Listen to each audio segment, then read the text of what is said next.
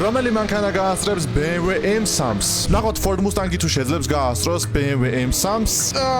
ცოტა დაგვიანებული ლანჩი გქონდა, მაგრამ ნახოთ როგორ განვითარდება მოვლენები. M3 წინ გაიწია მიუხედავად ცუდი ლანჩისა და დამარხა Mustang-ი. მოდით ვნახოთ იდეალური კონკურენტი C63 AMG რას იზავს. თქვენ მანამდე ახის გამოწერა და ვიდეოს დალაიქება არ დაგავიძეთ, მალე ავიდეთ 70000 გამომწერზე.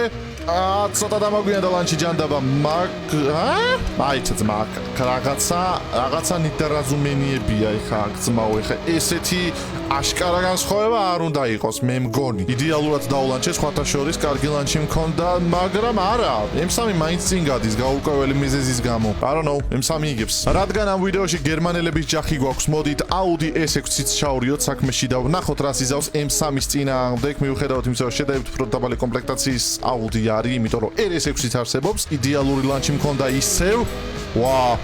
ნუ Audi-მა ლანჩი სასწაულად გააკეთა, ლოგიკურია, მისი 4 სისტემიდან გამომდინარე, მაგრამ მაღლებში BMW წინ გავიდა. Mercedes-ის ფანებს გული რო არ დაწყდეთ, მოდით ახალი C-კლასიც ვნახოთ, ისევ C63 ოღონდ ამ შემთხვევაში უკვე 4-დან 0 ძრავით ახალ მოდელებში რაც დევს.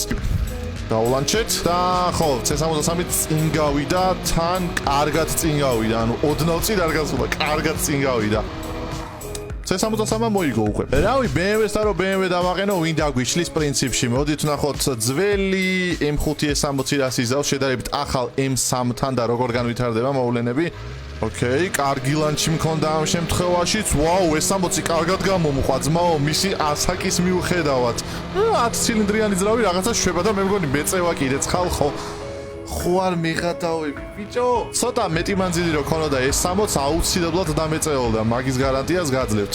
არხის გამოწერა არ დაგავიწყდეთ.